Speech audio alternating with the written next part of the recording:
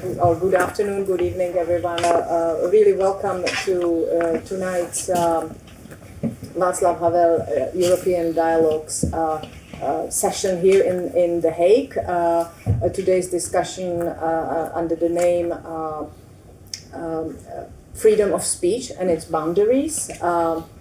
You might be aware that the Václav Havel European Dialogues is an international project that aims at really stimulating a discussion on various issues, but in the framework of the European legacy of Václav Havel.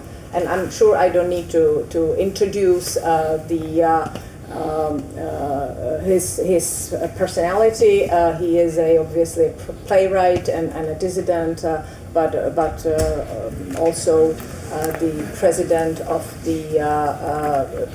Czechoslovakia and later the Czech Republic, and someone who had an immense influence on not only our political culture, but also on our foreign policy. And for me as a diplomat, obviously this is extremely important, and a foreign policy that is based in human rights and respect for fundamental freedoms.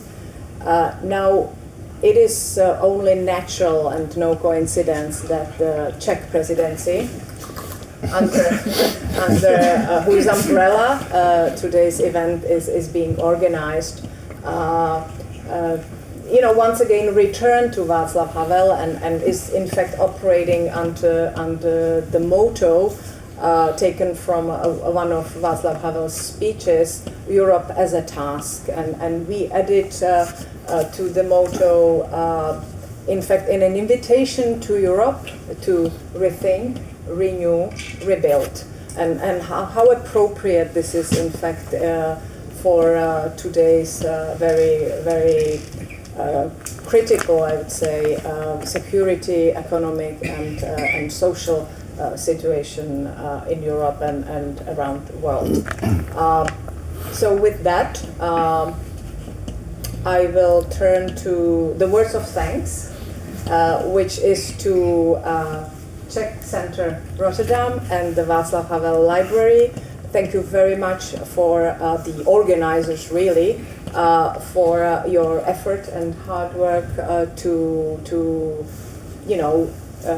so we can actually meet tonight. And obviously thanking also our moderator and panelists. And I'm happy to now hand the imaginary microphone to our moderator, Professor Kopecký of Leiden University, who so graciously accepted our invitation to moderate tonight's discussion, and obviously also to the panelists when they accepted our invitation. Thank you very much. Thank you.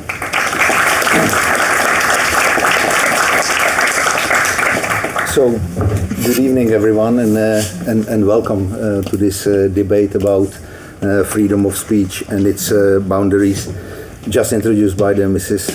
Ambassador. As she said, the debate is part of a larger program of Václav Havel European Dialogues, which I think is really interesting international project providing a Europe-wide platform for discussions on topical issues. And if you think about Havel and his legacy, there is probably, I dare to say, there is probably no better debate to link with Havel than a debate about freedom of speech and freedom of expression.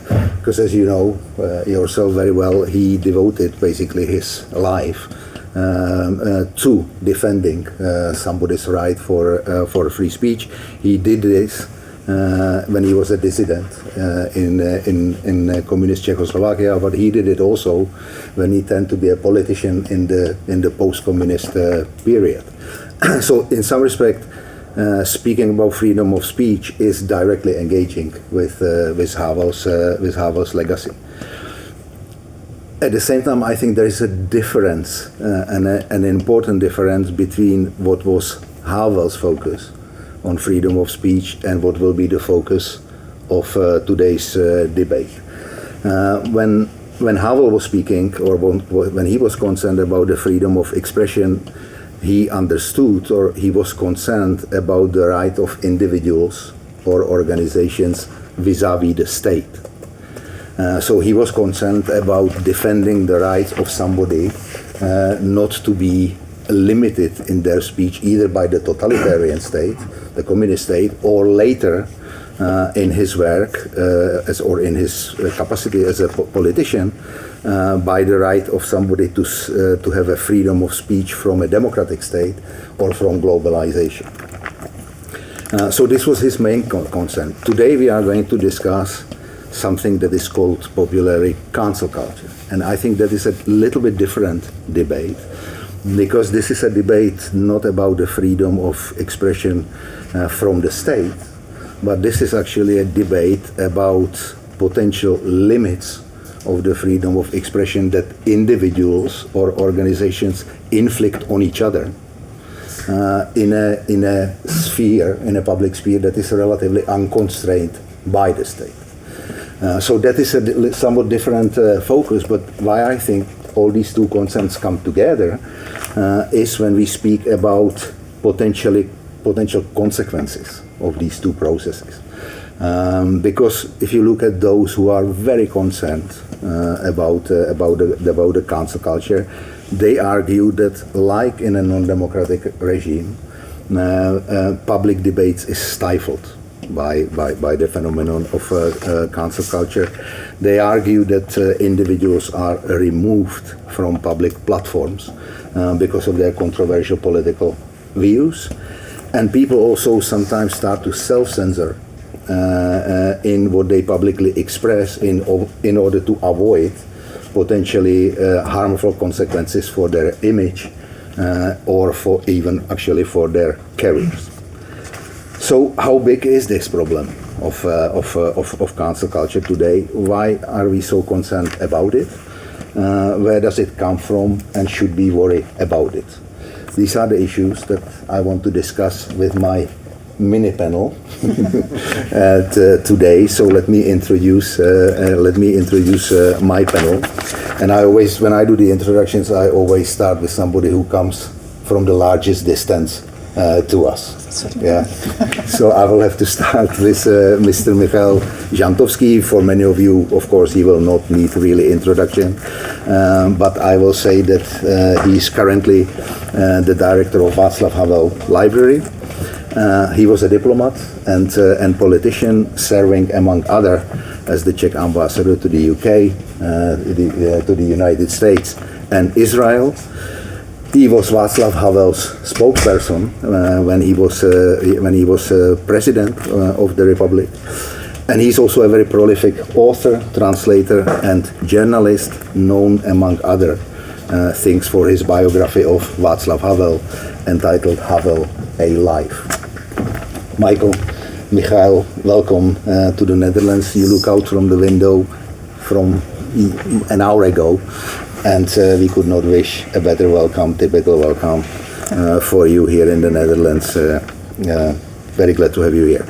And then I will want to introduce Dr. Hilde van Meegdenburg, who is an assistant professor of international relations at at the institute where I work. At the institute of, I don't anymore. At the Institute of Political Science here at Leiden University.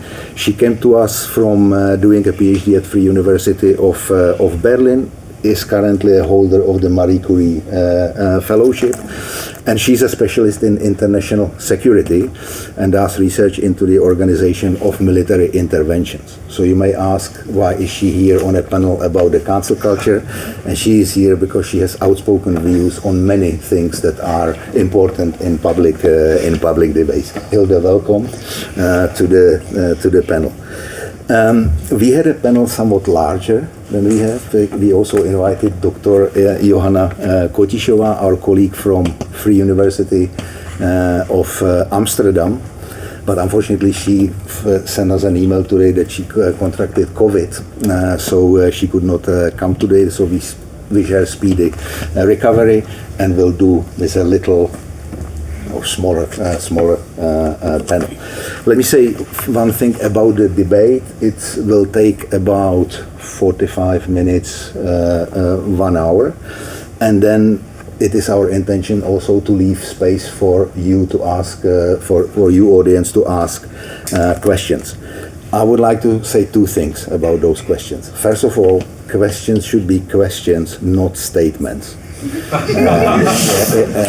And certainly not lengthy statements. So I would like you to ask questions, and secondly, this is a debate that very often sparks emotions and controversies. So if you have any question, then I hope that will be asked politely and respectfully. So I will start our debate with the first polite and respectful question, and that is obviously a question: what do we really understand by cancel culture? We hear very often all sorts of people that claim to have been cancelled. Recently, I read John Cleese, a very known British comedian, claimed to have been cancelled by BBC. We know about professors resigning from the faculty because of the campaign of students against their views. We know examples of newspaper editors resigning because they published controversial pieces which were not liked by the members of staff of their own newspaper. So all these things are somehow put under that context of cancel culture. Hilde, what do you understand by cancel culture? Thanks. To be fair, I've given it some thought. And for myself, I essentially just came to the conclusion that the term cancel culture is not useful. As in, I think there might be 2 or 3 things going on, but we have different terms for those. And so to that extent, I think separating them would be very useful. And I think one of the ways we can think about cancel culture is essentially a censorship. So mostly when we say cancel culture, when people are being cancelled, what we're seeing is censorship not so much by public authorities or institutions, but censorship by a particular group of people, by a part of the population, trying to censor and police the morality of the public debate for other people. And that is problematic, but I'm not sure I would call it cancel culture. If I understand cancel culture correctly, it's an online phenomenon, right? It's a social media phenomenon. And the way I understand it is that cancel culture started, or cancelling as such, started much more on an individual level, much more on an individual basis. It was people individually proclaiming that I, as a person, will no longer listen to or invite or want to have anything to do with this other person because this other person makes statements that I disagree with, right? That I find morally apprehensive. And hence I proclaim publicly, preferably on like Twitter, and say like, no longer do I do anything with this person, right? I distance myself from these views. I no longer go to their events. I don't invite them anymore. I don't have many places to invite people to, so I won't invite them to my research seminar anymore. And then I would say, if that's cancel culture, I'm not sure, right? It's just a personal public proclamation that you're no longer interested in supporting a particular person. And that should squarely fall under any conception of the freedom of speech. I should be in a position to say I vehemently disagree with this other person. I want nothing to do with them anymore. That's fine. But what probably happens very frequently, or what we mean when we say cancel culture, is that it's the moment this public proclamation of one person morphs into public censorship. It's when I, or then probably supported with a group of people, start ensuring or try to ensure that this person that I disagree with no longer gets a platform anywhere. Anywhere, okay. Anywhere, right? So not only do I not invite you to my research seminars anymore, again, I don't have many places to invite people to, but I'm actually going to try publicly to avoid or to prevent you from speaking in other spaces as well. And then I think this idea of cancel culture, if that's what we mean with cancel culture, so not the private proclamation, but me trying to ensure that other people cannot speak anywhere else, that they are deplatformed entirely, I would say then cancel culture just morphs into censorship. Is it then still, what is then cancel culture if this means that we're trying to censor what we can say publicly on particular platforms? And the third way, and it's the worst way, I'd say, of cancel culture would be when this turns into public mobbing of people, right? When you see harassment on Twitter, again, social media and public spaces of people to ensure that they don't speak their mind. So I would say these are the three things of cancel culture, the way I understand it. The personal proclamation, censorship, and mobbing. But I would say we have terms for that. Yeah. Michael? All right. Well, there should be thank you, Peter. There should be a healthy measure of disagreement in any worthwhile debate. But I'm afraid that I find it hard to disagree with what Hilde just said. It's there is no question that the term cancel culture refers to a form of social involvement, social engagement, which in and of itself may be motivated by worthy considerations and aims. But the question is whether this is the right concept, whether this is the right word. And I very strongly feel just like Hilde that it's an unfortunate choice of concepts, and that she explained about the etymology of it.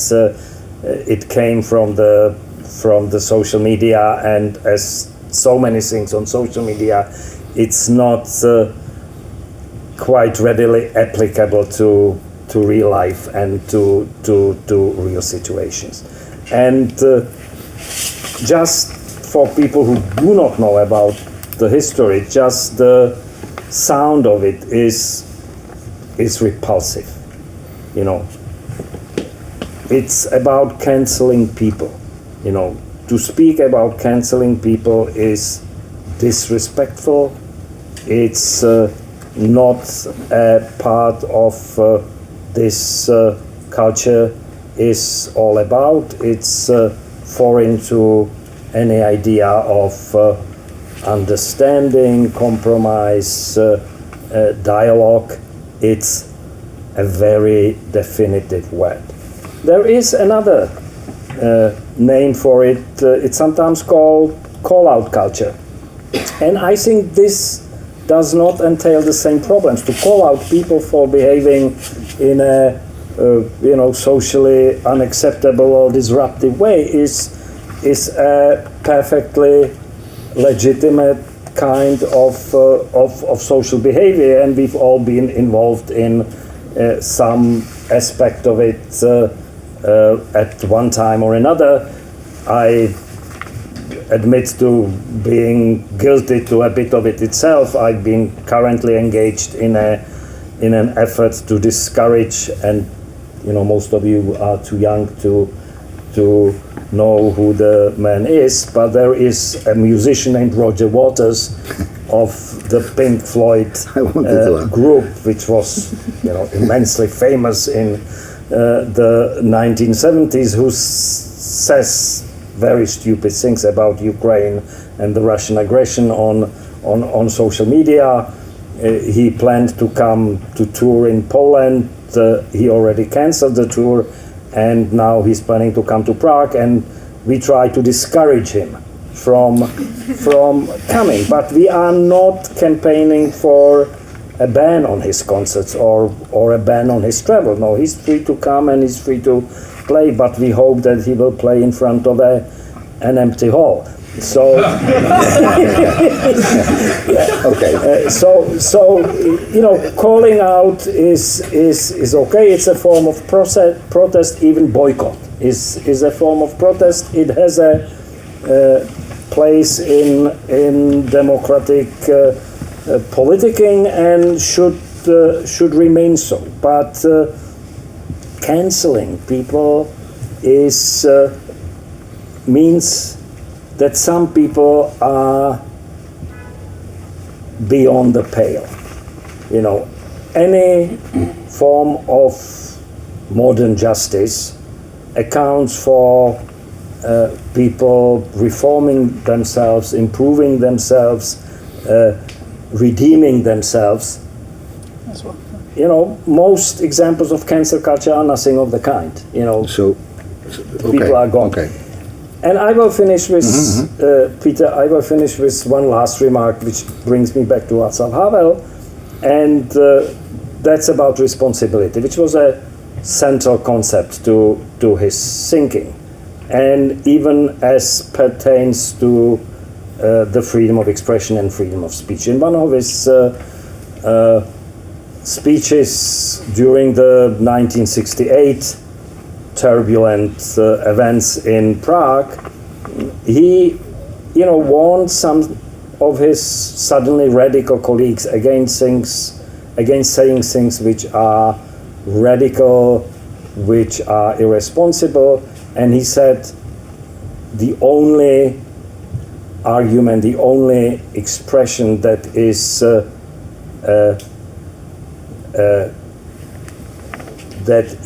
worthy of respect is something you can vouch for yourself. By vouching for it with your words and if your actions, if need be. And I'm saying this because there is a part of the debate on the social media which is faceless, anonymous, and I think we should discount that part of the debate from the start. Only people with names and faces are people who are a part of any real argument. The others are just ghosts. Okay. So if I understand correctly, both of you actually make a distinction between a call-out culture. Actually, I wanted to also ask you about culture, because if you speak about a culture, that implies some sort of commonly shared pattern that people if people are in a culture, then it has to be commonly shared. But the question is, if cancel culture is something that you all agree to be very extreme form of calling somebody out, very much, if I get it, very much orientated towards the person. Shaming a person rather than engaging with ideas. Do I understand that correctly? That you make that distinction? I would, yeah. Yeah. So it's a very so how widespread is this phenomenon then? Well, is it a culture? Maybe the first thing I would say is that cancel culture is a contradictio in adjecto.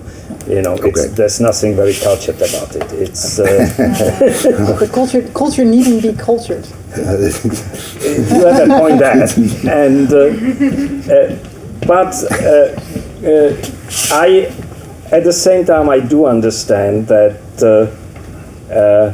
people of a different generation and people of a different background.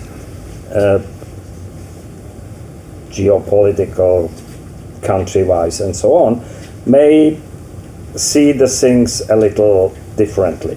Because what I'm saying and what Peter will readily understand about is informed by our own experience with cancel culture during the 20 years between 1968 and 1989, the period which we remember as the period of normalization. And Peter said that there is a difference there because it was censorship by the state. Exerted by the state.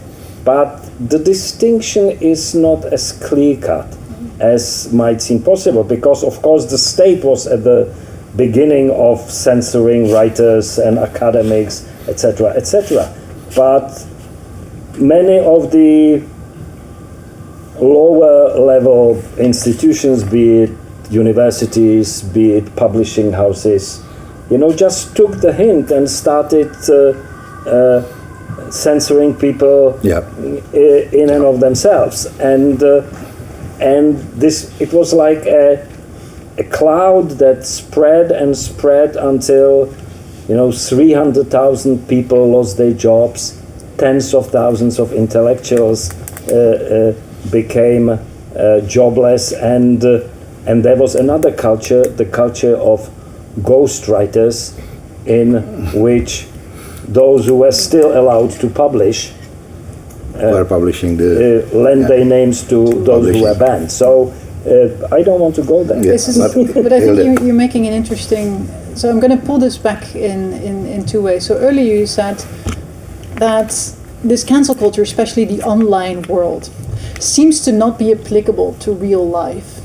And I think there is indeed a generational divide here, because many of those who are now younger, and I'm looking at our students briefly to get some sort of acknowledgement, this is real life. And I think, and this is then where you get, how big can such a cloud spread, and what are the consequences of a cancel culture versus censorship from the state.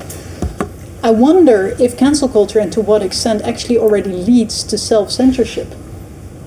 Oh yes, historically it certainly does.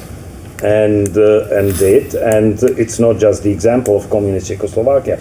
If you look for another example, you can look at the McCarthy period in Hollywood in early 1950s.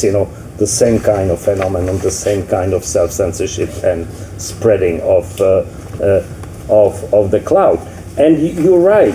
It's not that the phenomenon does not exist in real life. What I'm trying to say is that when it's transferred from the online sphere to the sphere of real life, it creates a very combustive, mixture, and some of the problems stem from that.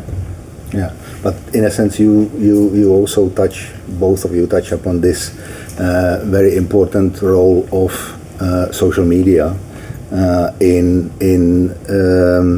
having something to do with the cancel culture, because you are right to say that we had cancel culture, if we take it I don't know whether I would personally go into that censorship, because censorship is then a consequence of the cancel culture. For me, cancel culture is an attempt to publicly shame and name and shame somebody for their political view. So on your level for what it would be the third of those types of processes that you mention, and I think then the role of social media is enormously important. McCarthyism, you are right, that was also a form of shaming people, calling them because they were supposedly communists. And we didn't want to have, or Americans didn't want to have communists present in public life. But there was no social media at that time, and I think that makes a very big difference to how this whole phenomenon plays out in society. Would you agree with that, or would you? Yeah.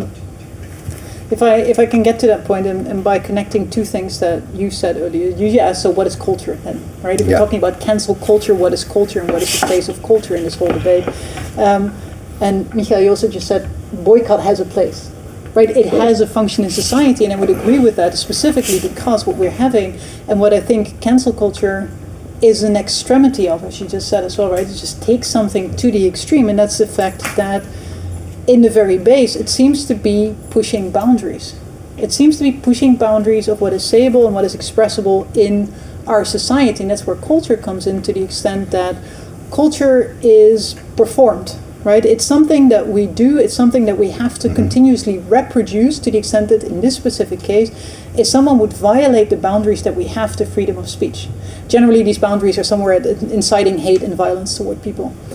If someone crosses that boundary, the way that we establish culture or reinforce culture, if you wish, is by saying, hey, we don't do this, right? We don't say this in public. This is not a valuable, or this is not a decent opinion to have.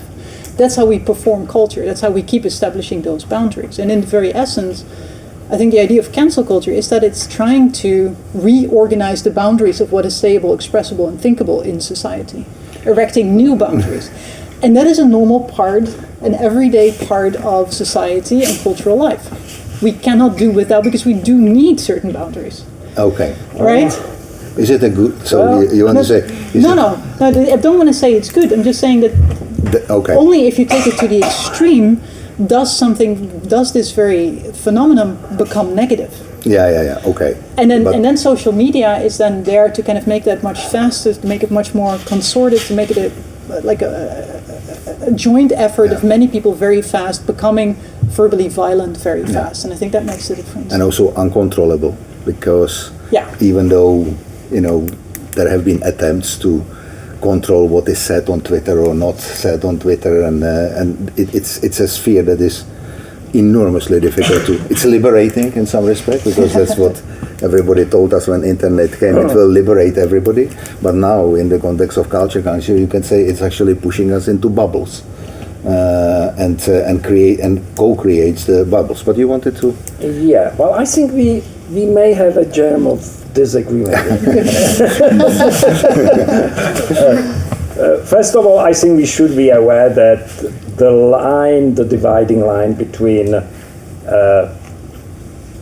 calling out people, criticizing people, and canceling people is a bit fuzzy. Yeah. It's there's no clear-cut line, and I'm still publicly involved, and I realize I'm involved in naming and shaming people on a regular basis, and I don't think of myself any less for that, but it's different from trying to push people outside the boundaries of the society or of their profession or of their artistic work, etc., etc. And I hope I am careful enough never to go there. But the second point is about shifting what are the boundaries of the free speech. And there, I must say, I must respectfully disagree, because we say, and we repeat it often and often, we are living in a society ruled by law. Yeah, we are not, setting the laws. There are democratic institutions that set the laws, and we should not be trying to raise ourselves above the law. And some of that's what is a bit unpleasant, because some of the cancel culture campaigns are reflecting aspects of mass or crowd or mob behavior. It's a psychological thing. And then, we are getting close to a situation when the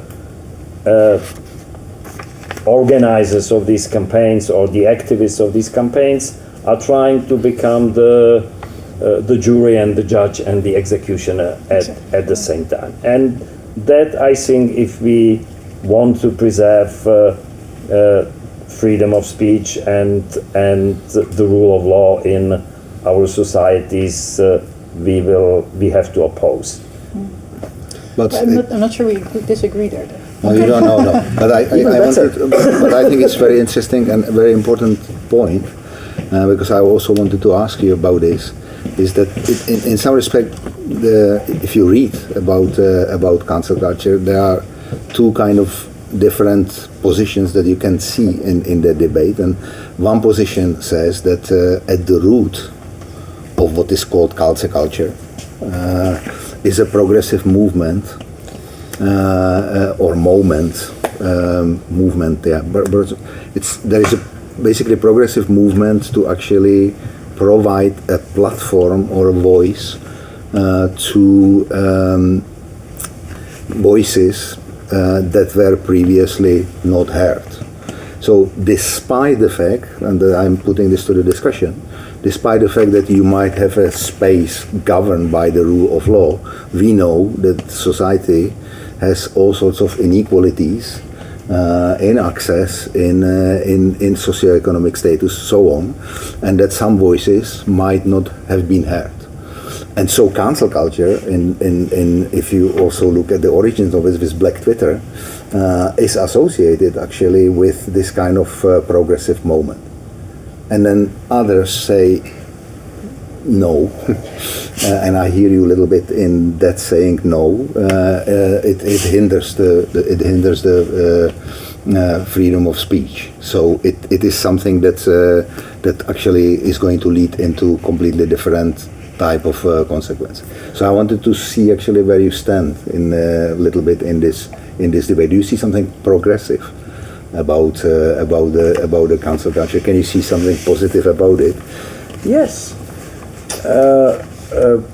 It's of course there are people in any society and in our society as well who feel that they don't have a voice and that they are silenced or over shouted by more powerful people with a voice, and they are looking for openings to express their voice.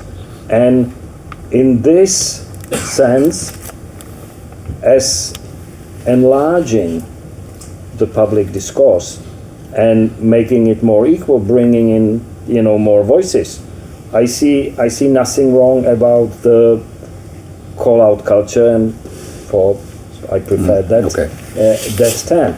But when you make it a prescriptive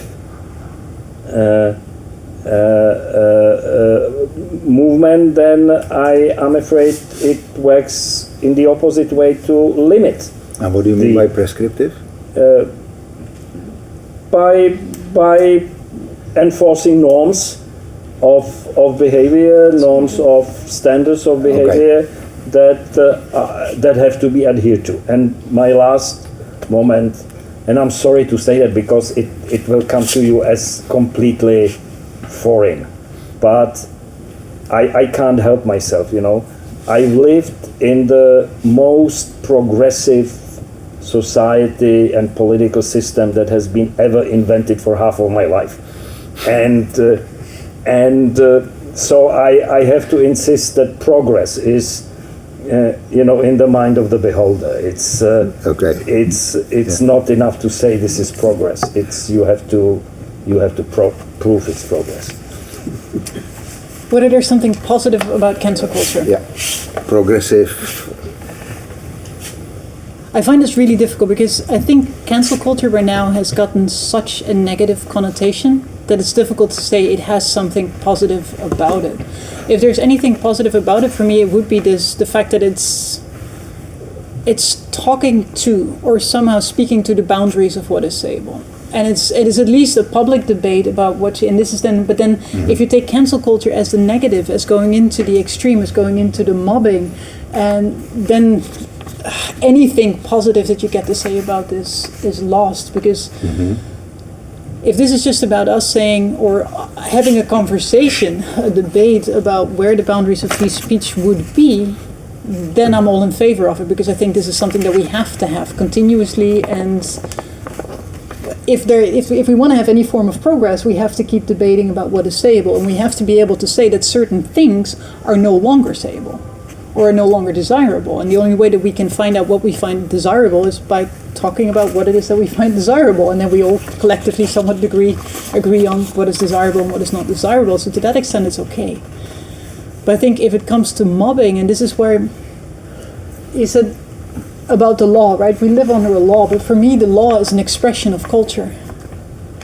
The laws that we abide to and the laws that we set up, of course, we have a constitution that tends to be difficult to change, but in the end, our laws are an expression of our culture. They subsequently inform our culture, but they are also an expression of our culture. But this goes beyond. Right? We don't, except for you're not allowed to incite hate, we don't have rules to where the actual boundaries of free speech are. And so if there's anything positive about cancel culture, it's about the fact that we're having the conversation about where those boundaries are. Limits. Well, it's a little bit more complex than that, because we are not homogeneous in this respect. I mean, of course, over the pond in North America, in the United States, freedom of speech as understood and governed by the First Amendment protections to the freedom of speech is nearly absolute in comparison with our understanding of the freedom of speech.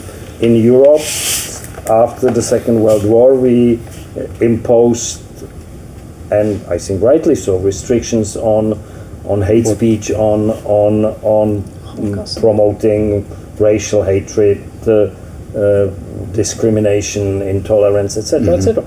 But there are still differences. You know, in my country, it's a crime to deny the Nazi genocide, meaning the Holocaust. That's probably the case in Holland, but in my country, it's also a crime to deny the communist genocide. Yeah. And I don't think you find it in the Dutch law. No. No, but this shows that the law is an expression of something. But I think what we can express in terms of free speech is not really captured by that. Even if you'd say in the US, free speech is unlimited, I'm sure that if you look at socially, culturally, there will be bounds, and there are things that are considered unacceptable. Oh yeah. And that's one of the sources of the tension. I mean, of course, the Me Too movement originated in the United States, in Hollywood, actually, and so that conflict with what is the law of the land and how the social norms are applied is striking. Yeah. So. So you touch upon this. I was very often also when you read about the cancel culture, people tend to say, okay, here in the Netherlands, I read an article about cancel culture at Dutch universities. It's subject of a debate, but a relatively marginal phenomenon. People will probably agree on that. People will then say, actually, if you look at Europe, perhaps with the exception of the United Kingdom, it is a relatively marginal phenomenon. So why is it that but in the Anglo-Saxon world, especially in the United States, it's a problem. And if you Google cancel culture, vast majority, that might be my Google. Your Google skills. Yes, that as well. But it might be the algorithm. But one article after another in New York Times and in the New Yorker and in the Atlantic and all about the cancel culture, which makes an impression that it is actually quite distinctly or predominantly an US or UK phenomenon. What's your view on that? And if it is the case, why is it so? I think it's probably more a difference in scope than an absolute difference, because we have debates of this kind back at home. You have them here, and one of the I think we touched upon that, or maybe with someone else this afternoon. There was this interesting problem of an African American young woman poet, Amanda Gorman, who composed a poem for the inauguration of the current American president, and she was translated into Dutch by That's true. Yeah. a Dutch non-binary Booker Prize winner, whose name is Marieke Lucas Reenveld, and uproar. And there was a major uproar because this person happened to be white. And the publisher withdrew the poem and said, we have to start again and find the right people to translate. This is not the right person to translate it. So it's not entirely foreign to us. I mean, we all have to deal with cases of that. Sometimes they are a bit extreme, sometimes they are a bit upset, but we're not left out of it. We are part of it. I agree. I think it's indeed it's as many things, and I hope in this case it's not going to be true, but these are things that culturally they come over, right? So they come from one place and they just develop internationally, and then this is also why I would actually argue for all of us to not adapt this term. Yeah. And to talk about it in the different things and the different elements of it that we're seeing. If these are personal proclamations of people not agreeing with someone else, fine. If this is mobbing, not fine. When it comes to the negative bit of cancel culture, I think one of the things that it has a enormous effect on could be self-censorship.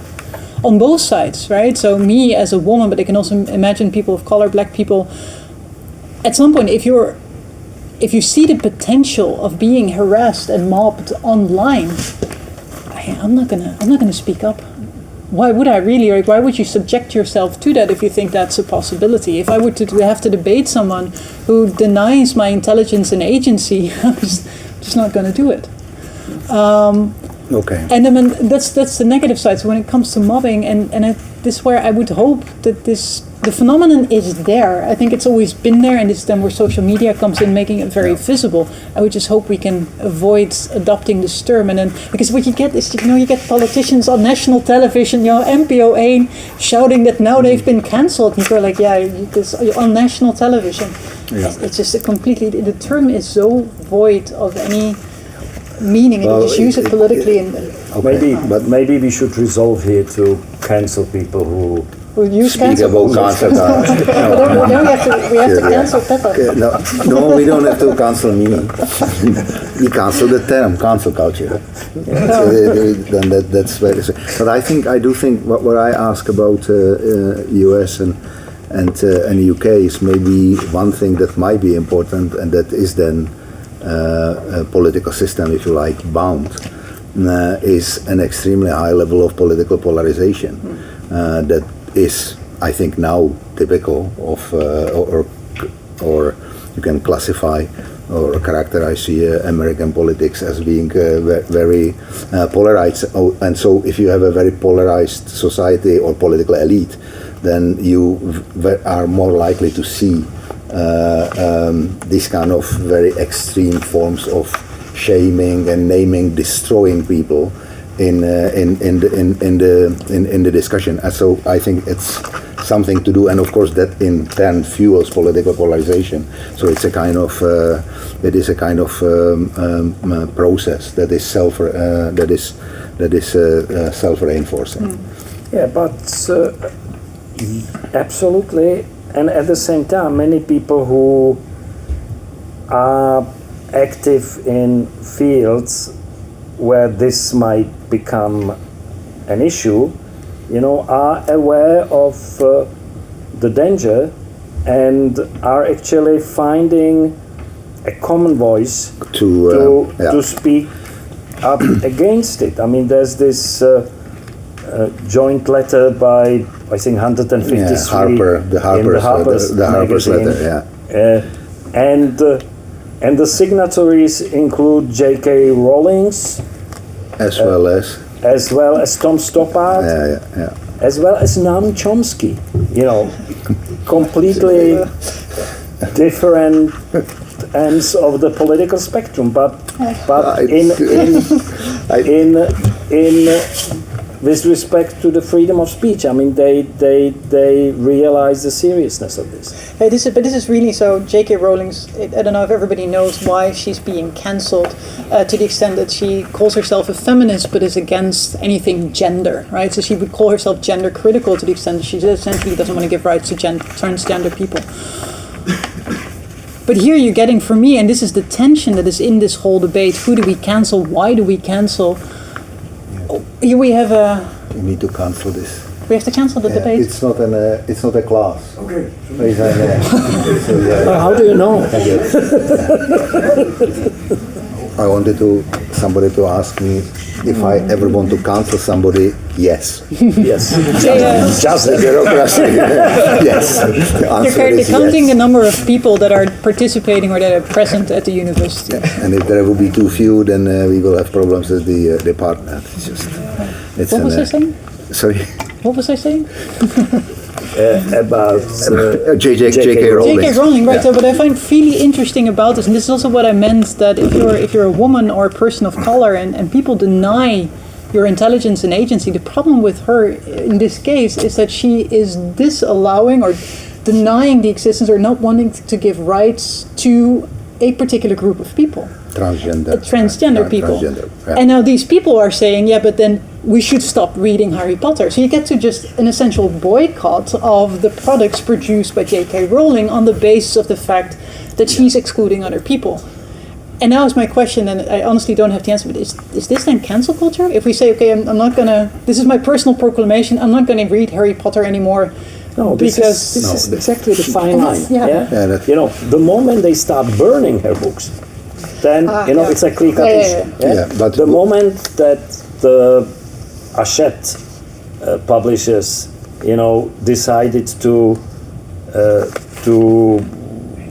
shred the memoirs of Woody Allen that were already ready for publication, that for me is cancel culture. And this when it comes to the US. Everybody should be free not to read Woody Allen. and you say that you could yourself as an individual, also using social media, say that I think it's unacceptable. We boycott that product or that person. We should not read this literature. But you would say they have the right to speak. Yeah, absolutely. But not in this place. I wouldn't invite them. Okay. So that's deplatforming. So you make a distinction between canceling. You say you can and deplatforming, because I think it's really important debate for our university, because we tend to deplatform now people occasionally. But I think we have the discussion. The distinction is elsewhere. It's not between deplatforming and cancelling, because cancelling is a form of deplatforming, to the extent that I say, okay, for me personally, I'm not going to invite J.K. Rowling to speak at my birthday. Again, I don't have too many places to invite people to. I think that's a good decision. The question is, am I actively preventing J.K. Rowling to speak instead in, I don't know, let's assume there's a group of people that organize an event and ask her to speak somewhere here in The Hague in a convention center or something. Am I then actively going to try to ensure that she can't speak there either? No, that I'm not doing. Yeah. Oh. I would say I'm not going there, and I would say that publicly, but that's a different thing. You have that with, I looked at your tweets about voters. Yeah. I've seen it. So is that cancelling him, deplatforming him, boycotting? He's free to come and have a beer in any bar in Prague. I'm just not going to his concert, and I'm calling on people who read my tweets that they should maybe behave similarly. That's okay. But that's are you calling the organizer not to invite him to? No. No, I'm doing nothing. Okay. Yeah, well, I think that's an important. But I have a question for you two, which seems important to me. I mean, the world of academia is a specific kind of environment, and traditionally it's been held that the protections of free speech and freedom of thought, academic freedoms should be stronger than the protections in the society at large. That this is a kind of a sanctuary of freedom of thought. Is how do you reconcile that with what is happening in particular at some British universities and of people students actively ensuring that some people cannot speak. Well, I think it's a really interesting question, because I think there is a slight distinction again between academic freedom and freedom of speech. So freedom of speech is about, again, constraining or not constraining individuals to speak. But academic freedom Academic freedom is, you are right, that it's in a sense a free pursuit of knowledge, but at the same time, as academics, we are subjected to largely self-imposed protocols about how you achieve that knowledge. So, and these are in some respects even stronger than any sort of debate in society. So if I speak to students about something, I cannot say something outrageous. I can say something outrageous if I have a lot of evidence for it. If I say that there is this view, that theory, and these are the evidences. So to some extent you cannot say everything precisely because we have academic freedom. So academic freedom is a freedom of intelligence. Well, yeah, and a protocol that actually, and so when we sometimes deplatform, if I use that word, if we sometimes deplatform that people, that is because they are going to speak here disregarding, in some respect, academic freedom, in the sense that they will speak about conspiracy theories and so on. We say, but there is no evidence for this, and they will keep speaking about it. So we say, yes, but not in this place, because we speak here in that sense differently. So in some respect, we have larger limits, self-imposed limits on the freedom of speech. But we are not denying that but we are deplatforming in the sense. We might be deplatforming in the sense that not that kind of discussion in this place. Fine in newspapers or somewhere else in a political rally, sure, but not here. I don't know if you agree. Largely, yeah, but I would have three things to. No, is that too many? Can I have only two? No, I'm surprised only three. No, it's like it's just like, so. I think there's a couple of interesting things. I think if the academy is being limited, and here we're talking about censorship from a state institution, and this is then you see this in the U.S. Right, books in certain schools, children are no longer allowed to read certain books, and this worries me. That's seriously really a very, very worrying step to take, that we censure what our children can read. Now, we've all know a very famous book that is also not in the Netherlands. Exactly. No, actually, they re-allowed it now. It can be printed in the Netherlands. Mein Kampf by Adolf Hitler obviously can now be printed again in the Netherlands and be read and distributed and all of it. It used to be not allowed for quite a while. We had that debate too. But so this is very worrying, and I think but the interesting thing is, because cancel culture, you linked it a little bit to the left, right? It's the left progressive canceling things. I think if you look at what is being cancelled in the academy, and this is not just the US, but there's Denmark is a case.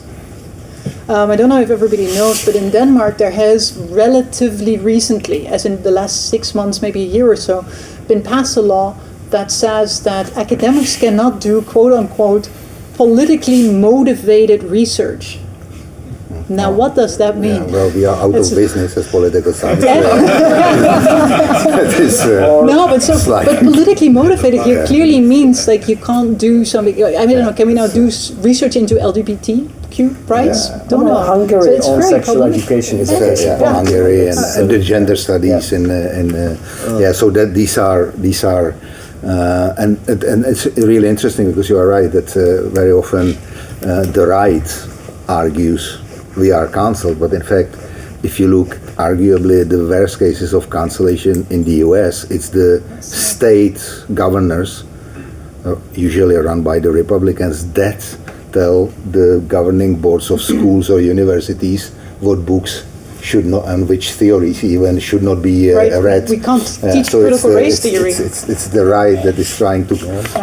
I think it's a phenomenon from it's a phenomenon from both left and right. I would say though that if it comes to freedom of speech, right? Because in the academy, one of the things you do need freedom of speech to be able to also have just freedom of research. But I'd say that the moment a society, and this is more of a conjecture than anything, the moment a society starts limiting the freedom of the academy and freedom of academics, and this goes both ways, right? Both in a kind of progressive but also in a very conservative way, that for me is a sign that things are moving in a wrong direction. And this means neither a left-wing government should oppose or should delimit what can be researched, but neither should a right-wing government Now the very interesting thing is, does that then mean that we should, maybe towards you, Petr, if I may, should we then allow research on eugenics? On what? Eugenics, so the Yeah. And what's your answer? I have no answer. It's an open question for me. Because if we make that argument, right, that we should never delimit what can be researched, then we should allow this type of research. You're right. Not sure if I'm You're comfortable right, but with that. it's because of the historical connotations. That's where the discussion is. Very sensitive. But it's not only this area. I mean, I'm originally a psychologist by profession, and there is a whole area of group differences in IQ research, and it's been a big controversy in American universities, and it's still a controversy, and it's I will only go as far as to say it's unresolved. Okay. I think we will, with 1815, as it goes with these debates, I mean, they will come counting us here in an hour again, well, whether we are here, so we can stay. But I wanted to give an opportunity to you to ask questions, and then a question about the concept of truth in the thinking of Václav Havel, and he rooted to Jan Hus, Pravda Vítězí, the truth will prevail, conquer. But what's in this discussion about cancelling for the result of discussion about the truth of COVID, the truth of the climate change. The concept of truth.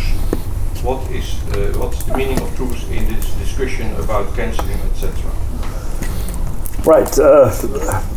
Well, it's one of Havel's most famous and at the same time most puzzling statements, because what he did say in 1989, in the midst of what we call the Velvet Revolution, in one of the big demonstrations, he said not just truth, he said truth and love must prevail over lies and hatred. And it was a beautiful statement at the time, and the crowd went absolutely wild. But without thinking about this, what crowds do. Yeah, crowds without thinking about it, and of course the question is about what the must means, and how to ensure it.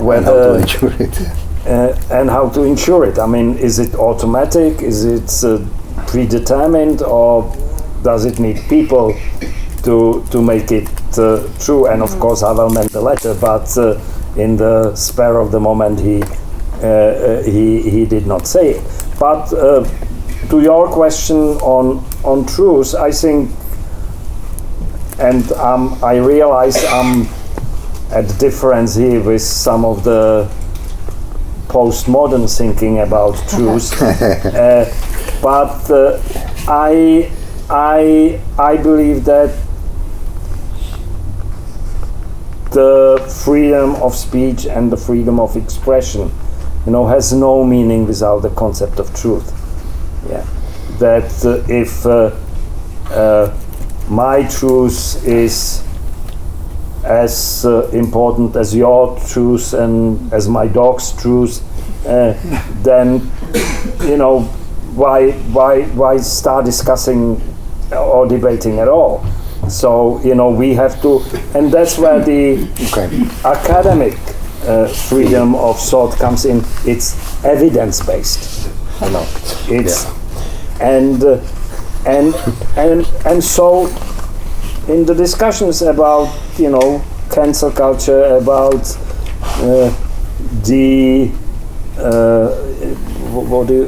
deplatforming people, etc., we need to always come back with the concept of evidence, because otherwise,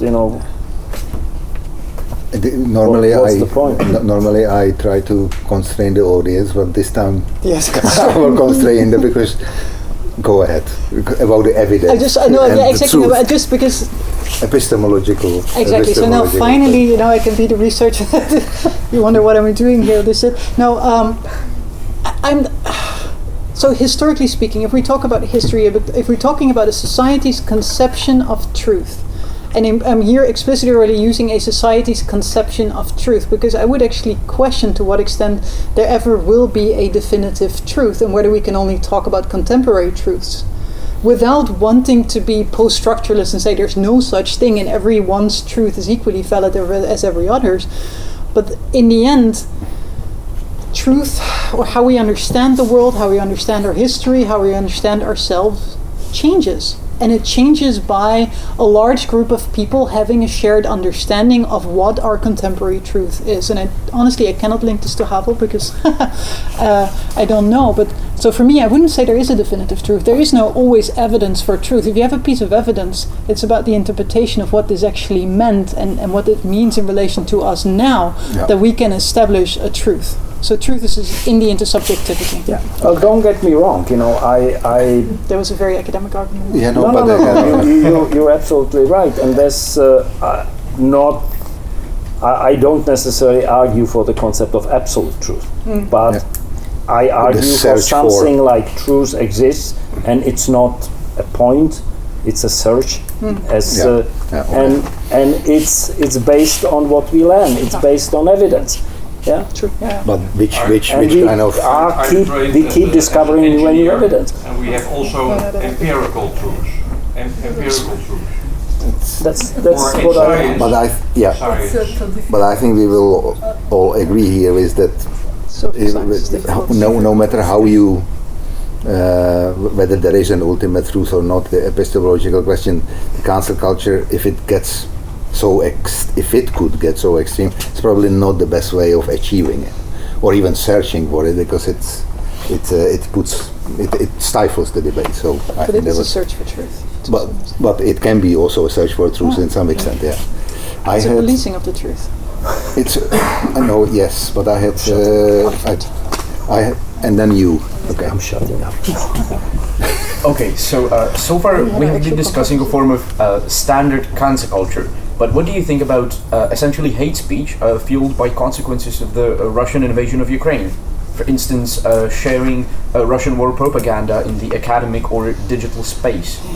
Should it be treated differently, or namely punished more severely, even if the given people believe they are being censored by the government, by the authorities? Thank you so much. I think this is now you hit straight. How do you say the nagel op de kop, the nail on the head. This is the problem, right? Because if we go towards some form of absolute understanding of free speech, yes, right, all positions should be allowed, which means that people in public space should right now be allowed a pro-Russian stance.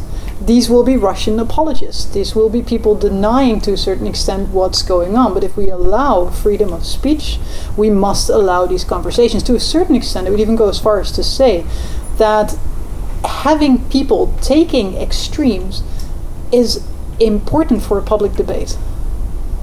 Okay. Right? This is maybe a controversial because you need someone to mold a debate around. And I would agree that probably many we would disagree with certain statements, but the question is, what is their function as a society searching for truth or searching for its position of having people making very controversial arguments? So I not only feel that we need to allow this form of speech. I am actually enjoying encountering this form of speech because it's so easy to counter, it's so easy to disprove, and it's so easy to demonstrate what the Russians are really doing. I think that we should teach Sergei Lavrov's speeches in schools just like we teach about Goebbels. I mean, it's so fraudulent, so easy to see through. So only if we are afraid of arguing this propaganda, then the Russians would start winning. Yeah. Okay, clear. There may be, so one thing I would like to add here, it should never go unchecked. Right? If someone makes such type of argument, such statements, there should always be a reaction to it. And I think this maybe this is part of the whole cancel culture debate, the idea that the freedom of speech somehow comes attached with a freedom or a right to be heard and a right to not be opposed. And that is nonsense. So if someone makes these types of what I would now call ludicrous statements that are out of my understanding of reality, such statements should be opposed. They should be allowed, but also the opposition should be allowed. And then it's important for others who disagree with that to actually take the opposition. There's one... And then we're back in the debate. Exception I would like to mention. I'm sorry, Petr. Yeah. I'm trying to persuade the Czech Parliament and, maybe also some of the international bodies to act against which is also a form of speech, against the nuclear blackmail by the Russian authorities about the threat of using the nuclear weapons. And I argue that such threats should be outlawed as war crimes, just as using the weapons themselves. Yeah? Because they are an extremely dangerous form of warfare in their own right. Well, that's probably for... Okay. You can come to my international security class and then we can discuss nuclear deterrence. I had a gentleman. I had more like a practical question. So I'm from Prague and I came here 2 months ago, and I found out that the language here is really different than the language that I could use in Prague. Yeah, it's Dutch.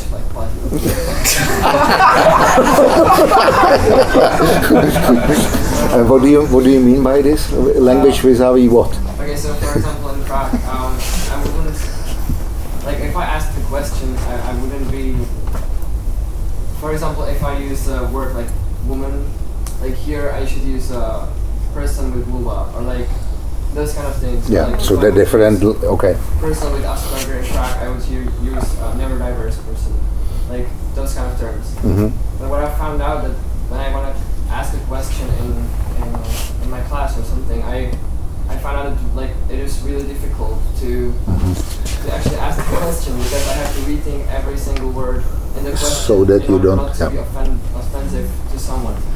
So my question would be like, where do you see the boundary between the need to generalize certain things, even though it could be taken as offensive, and then how not to be offensive but be able to talk, because I feel like in normal language we need to generalize sometimes. So. Enters into the debate another term which we call wokeness. Are we in the Netherlands more woke? And honestly, this is another term I really, really dislike. We talked about it in the train yesterday. So it is the parallel of being woke is being red-pilled.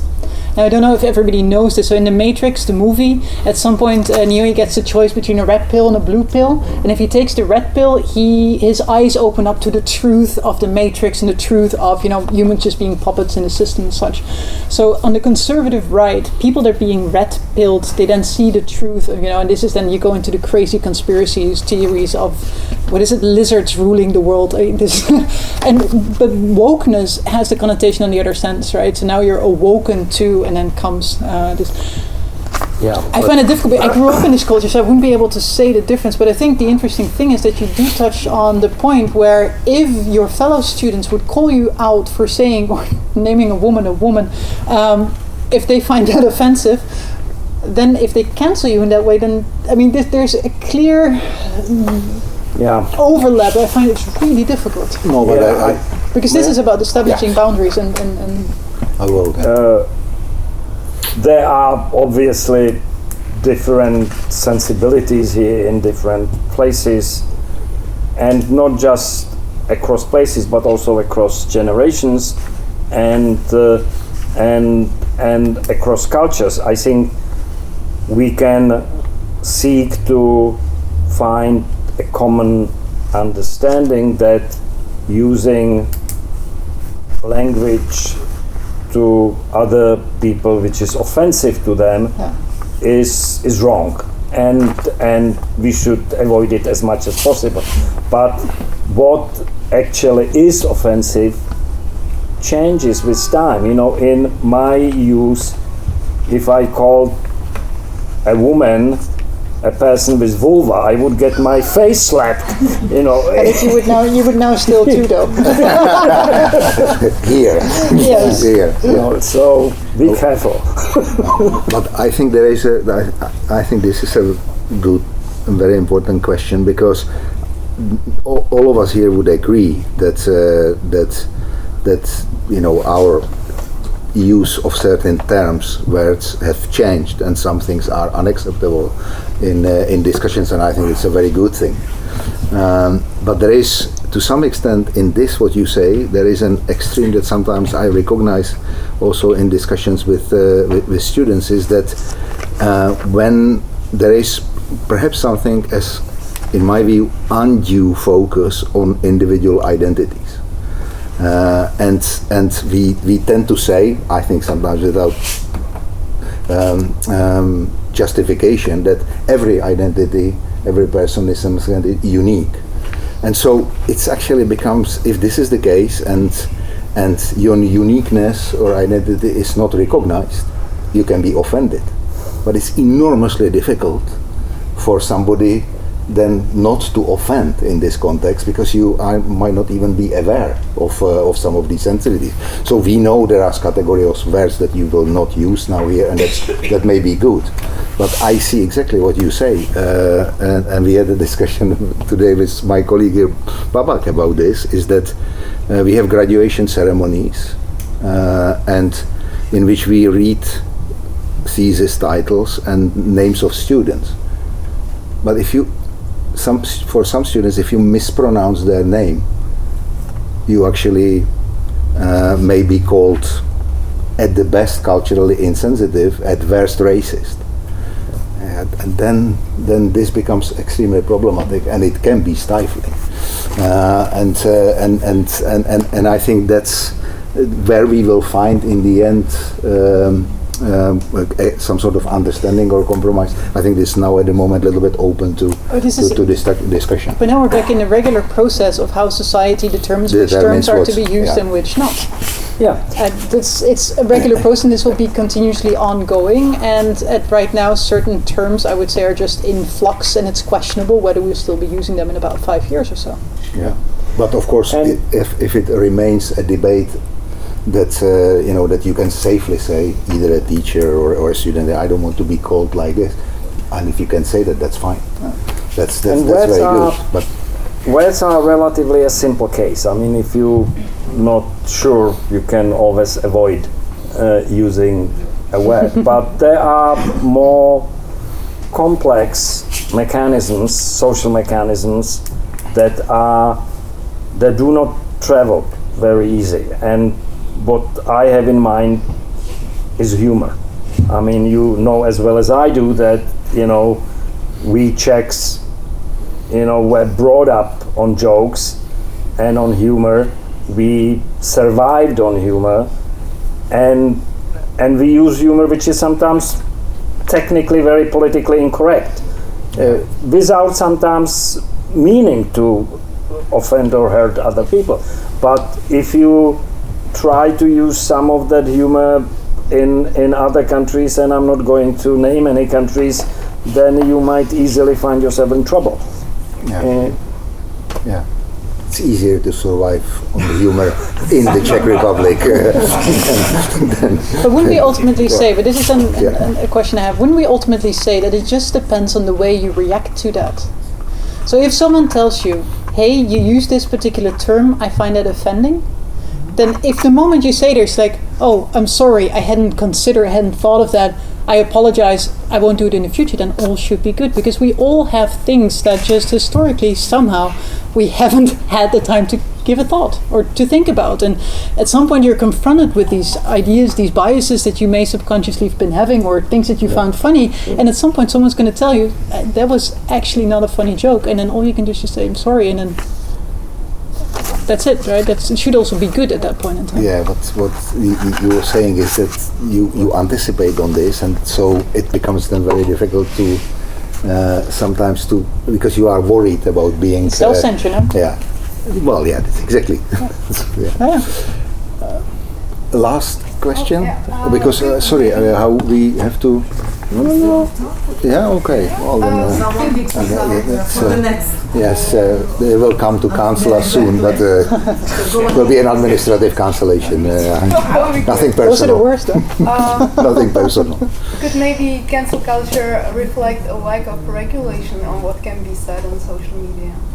Like, I mean, maybe that people just feel threatened by somebody like saying something mean about a group, and then sort of like cancel the person to sort of like protect themselves from like being called different names, from basically that person threatening them by saying something. I don't have a recipe for that, but it starts, for me, it starts with the issue of anonymity. There is something about the social media, and especially about the anonymous layer of the media, that allows people to say most horrible things about other people, deplorable, really.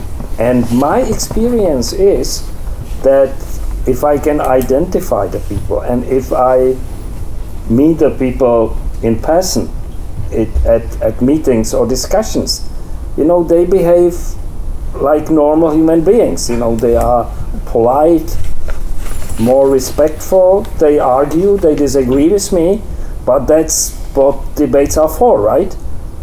It's when they are on the net and they feel free to say anything they like, and maybe even to hide their identity, then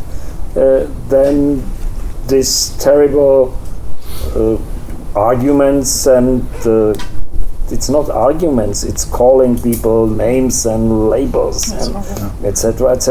That's when they start. So the first, I think, line of defense is, everybody should have a name and a face, and say what they will, and be responsible for it. There are actually suggestions in that direction.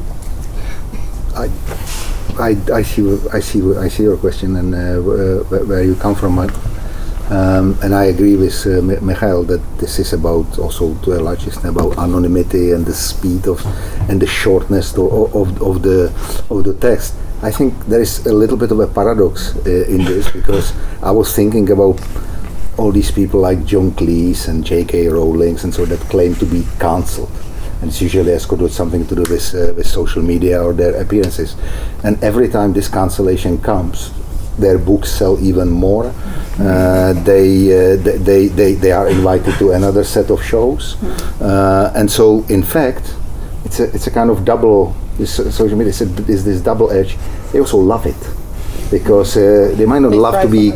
Yeah, it is a drug. That's why I don't use social media, let alone having a discussion on the social media. It's crazy. And that's the discussion that we should have, because it's also, you are right, it brings civility into it, we don't offend, and it's much more difficult. That's much better to have discussion in this kind of thing. So yeah, that's it is hardly anybody is in that sense cancelled, because it often leads to, and people who get cancelled really in some sense, I would think about some academics that are mobbed by social media. That's usually people that have no constituency to defend themselves. So they are not enough known or don't have enough following, and then they might actually have severe consequences from it. So there is an inequality in that. There's a huge inequality in that. I find it very disturbing in that social media. That's why I only check on Michael and his Twitter before the debate, but for the rest not. I think I don't want to answer your question as such, but I want to point out something that is implicitly in there that I find is really interesting in this whole debate when it comes to freedom of speech. And that you say that cancel culture may exist because of a lack of regulation of social media. Is there the implicit point under there? Are you suggesting we should regulate what can be said on social media? Who should then do that? And do we trust a private company with the execution and the setting of boundaries of what can be done? No, this is a super interesting question, because if, I don't know, we might have a cross-generational divide, and I might also not say things correctly here, but there's other social media, Twitter, Facebook, these are the famous ones. There was a platform that's called 4chan. And then people found that at some point discussions got out of hand. 4chan? Yeah, 4chan. Don't even ask. Just accept it. There was a platform. It still exists, I think. It started at Reddit. So Reddit is another platform. People were, at some point they said, okay, now we have to delimit what can be said because discussions are getting out of hand. So Reddit started delimiting what can be said. It's all private companies, right? Then the most extreme people went to 4chan. Then 4chan started delimiting what can be said, and so the most extreme people went to 8chan. I think we're now at 16chan. Honestly, I don't know. They moved to another platform again. So, but the question is, who's then going to regulate how we regulate social media? Because the same question is the exact debate that we're having here. How do we regulate what can be said? Well, at the end of the day, I'm a liberal. So it's very difficult for me to think about. And in the morning? I'm afraid in the morning as well. And so it's very difficult for me to think about censoring, social media, etc., etc. I think there might be another way, because in the end it's all about identity. And if we want to pay someone an amount of money or draw money from the bank on the net, we need to prove our identity beyond any doubt through dual key mechanisms, etc., etc., to ensure that the transaction is legitimate and that it's integral.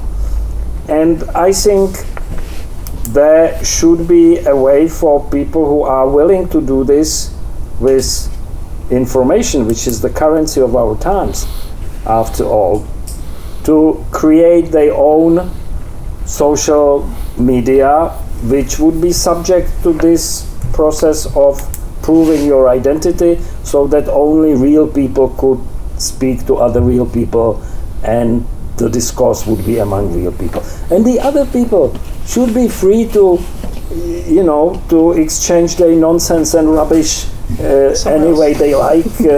I just don't want to be there. Yeah, but then let's assume Twitter does this, and Twitter does regulate to a certain extent, and you can report tweets, and you can report people, and Trump was even removed from the platform. Was quite a big move, to be honest. Well, it took almost a coup d'etat to remove it took a while, him, but still, right? No, but it means that it is not entirely uncensored. People, even on Twitter, get upset when people tweet things that they find unreasonable, and then they report the tweet, right? Anti-Semitism, hatred, and those kinds of things. Speeches can still be reported. But then you say, okay, let's do this for Twitter. Let's assume Twitter does this. Now we have a verification of identity, and only real people that we can personally identify can be on this platform. The rest is just going to go to 8chan or to 4chan, and then But then the question is, where then do we meet? Well, we don't. I mean, they don't exist. Well, we meet here. They. Anybody on 8chan? No. They people without identity. They ghosts.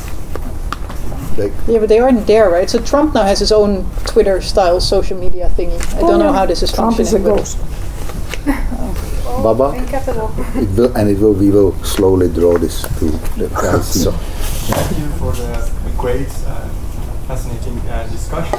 So I'm in core very liberal.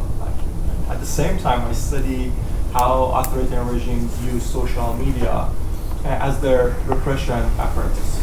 So right now in Iran, you know that there are protests going on, and pro-government users or government-backed users spread misinformation on the platform.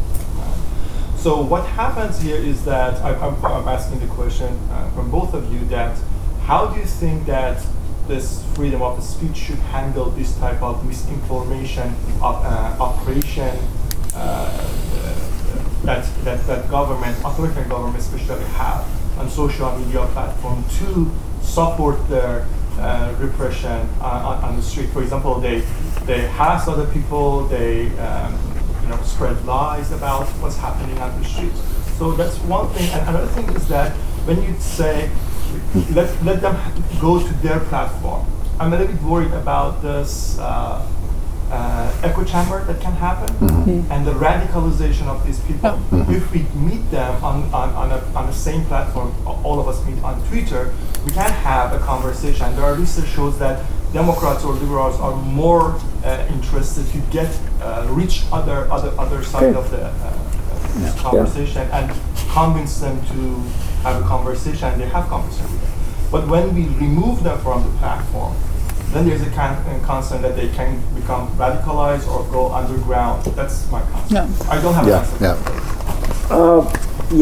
I understand, and it's a legitimate consideration, and so then I think that at the very least we should be able to identify and label various sources of information as government originated, or as anonymous, or as non-traceable, and that would leave the set of information which is identifiable and which, in my mind, I take seriously, as opposed to the others. But there should be an ability to distinguish between what is real and what is just a flatus voci, as the Latins used to say, a vibration of the air. I think, now I'm going to say, I think that the whole thing is significantly more complex than this. I mean, on the one hand, in Iran, but also in Russia, the government is the problem.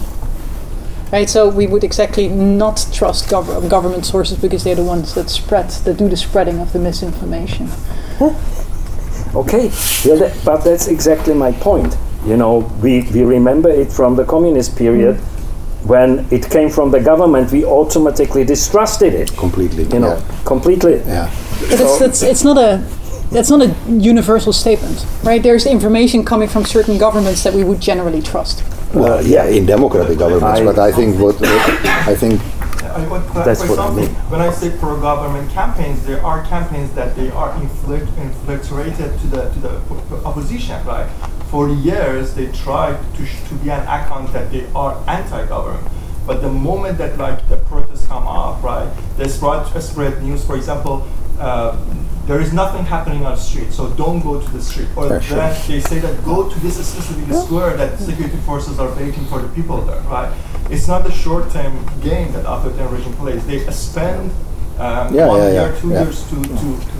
No, but I think that is, you point out to there is again a paradox in this, in the sense that a couple of years ago, Arab Spring was almost unanimously agreed that this has something to do with social media, because social media were used to mobilize people in protest. Well, the authoritarian governments, as they do, they learn, and so now it has become a weapon of the same governments that. But I think the only thing that you can say is that luckily you may use it in both ways. But there is no way to somehow get rid of authoritarian governments using this, because they do, and they will keep doing so, and that makes it very. But I think it's a different than echo chambers. Echo chamber problem is But maybe because I think, Babak, your problem or your question has the same underlying implicit problem that the former question had. Namely, if we want to say something about misinformation, what we conceive as misinformation is dependent on our conception of the truth. And so it becomes super important to ask who gets to do the determining of what is misinformation. Wow. And we don't. We don't. We are a little bit at. I just want to make myself clear.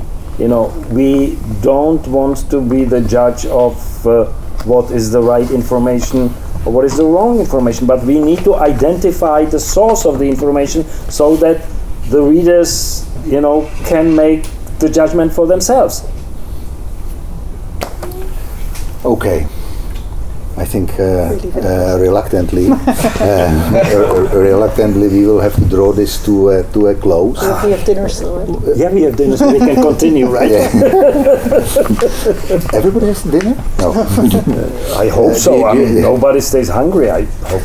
Do you want to make one the short famous last words? No. Not really. Except also to no. thank the ambassador and the Czech Center and all of you.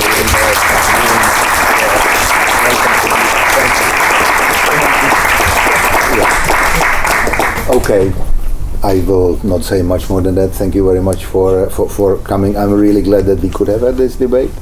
That's a good indication that at least in academia here we are hardly ever cancelled. So this is good, except the bureaucrats. But that's a different this is a different discussion. Thank you, and hopefully maybe sometimes there will be another interesting debate organized by the Czech Center, and you will get an invitation. Thank you. Thank you.